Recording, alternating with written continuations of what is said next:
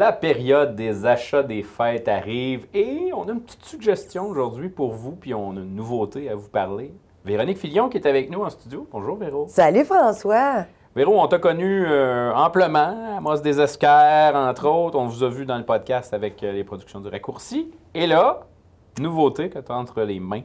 Oui, tu l'as très bien introduit. Hein? On s'en va vers le temps des fêtes. On est toujours à la recherche de petits cadeaux. Alors moi, j'en ai un à proposer.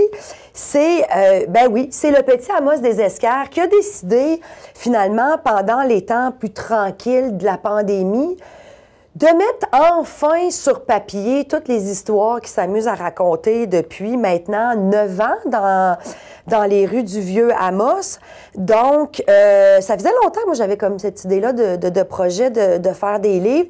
Puis, écoute, le timing a fait que, on a mis les spectacles sur pause. On a décidé d'aller creuser plus loin, justement, avec les émissions de radio, d'aller creuser des sujets plus en profondeur, puis d'avoir des invités qui peuvent amener justement plus d'informations. Et puis là, le projet de livre, ça faisait longtemps que ça me trottait dans la tête, surtout dans l'optique de dire quand le spectacle va être fini, parce qu'un jour, ça va être fini, qu'est-ce qui va en rester à part des beaux souvenirs? Et la société continue de vieillir, les enfants continuent d'arriver sur ce monde, puis on s'est dit, ouais, ceux-là qui n'auront pas la chance de l'avoir vu, on peut-tu justement travailler pour laisser une trace écrite de l'histoire de la colonisation? Et là, on se retrouve avec cette œuvre-là qui est illustrée. On peut peut-être montrer. Oui. Donc, c'est vraiment... ce qu'on a voulu prendre, c'est la petite formule du petit Amos des Esquerres. Donc, c'est vraiment lui le personnage principal. C'est lui qui raconte l'histoire. Puis, on le propose sous forme d'un petit peu de carnet de notes avec, une partie qu'on dit écrit à la machine à écrire au propre, mais on a des petits papiers, on a des petits... des scotch tape, des notes qui sont ajouté dans le petit carnet de notes d'Amos. Et on a aussi des illustrations qui sont faites à l'aquarelle par Catherine Dubé, qui est illustratrice. Et puis, on a choisi l'aquarelle parce que ça a un petit côté vintage, ça a un côté vieux. Donc, ça nous permet justement notre but, c'est un petit peu de recréer un petit carnet de notes qu'Amos pourrait avoir dans sa chambre. Puis, on a travaillé aussi... on voulait, tu le sais, toi, tu l'as vu souvent, le spectacle. Amos, c'est le petit personnage qui peut cliquer l'histoire, qui peut faire des commentaires, qui en sait un peu plus que les personnages. Fait qu'on a voulu garder ça dans le livre. Donc, Amos se permet de faire des petits commentaires en marge, des petites jokes à son image. Et là, celui-là, ça porte sur le capitaine Hiergeau. Oui. Donc, notre désir aux éditions du Raccourci, c'est d'en faire plusieurs, de vraiment avoir une petite collection tirée des personnages, disons, les plus importants, les plus marquants de la colonisation. On a commencé avec le capitaine parce que le capitaine est quand même un personnage super fort du spectacle. Ça fait 10 ans que c'est David Hébachère qui l'incarne. Tout le monde connaît Monsieur le Capitaine. Et on dirait... Tu disais le capitaine, puis je l'entendais crier « Monsieur le capitaine! » Exactement. Puis en plus, j'ai fait par exprès parce que le livre, j'aurais pu l'appeler Monsieur le capitaine. On l'a appelé le capitaine Hiergeau.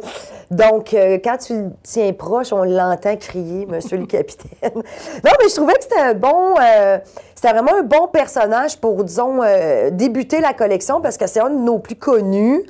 Et puis, ce qui est intéressant, c'est ça, comme on travaille déjà sur le deuxième, qui est sur Madame Croteau. Donc, ça, c'était la femme qui avait eu 15 enfants, donc 5 paires de jumeaux. Il s'était mérité un prix unique pour une femme à l'époque. Bon, Monsieur Autier, le curé du domaine. Donc, j'ai beaucoup de personnages en tête. Je ne sais pas combien de livres en tout on va avoir.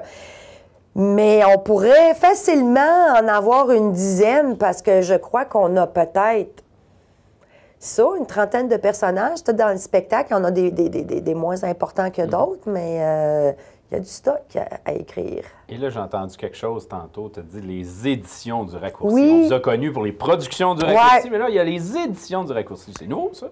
En fait, c'est encore nous autres, les productions du Raccourci, mais on avait déjà fait une incursion, disons, dans le monde de l'édition avec la bande dessinée Michel et le Loup qui parle de la vie de Michel Pajot. Et en fait, on a décidé aussi de l'éditer finalement à notre propre compte. Parce que quand même, François, le monde de l'édition au Québec, c'est pas un monde où les artistes peuvent, disons, vivre de leur plume. Au Québec, comment ça fonctionne? C'est que vraiment, l'écrivain et l'illustrateur vont vraiment avoir un pourcentage du prix de vente. En général, c'est un 10 %. Donc, dans le processus de création, quand on fait le livre, il n'y a pas d'heures qui sont payées. Donc, au bout du compte, au bout de l'année, ben, si tu comptes le nombre de livres que tu vas vendre, tu te gardes un petit 10 % là-dessus. Le salaire est très maigre, mais vraiment. Puis, ben, personnellement, je pense que ça devrait être des lois ou des normes qui devraient changer au Québec pour permettre aux écrivains, justement, d'avoir de meilleurs revenus.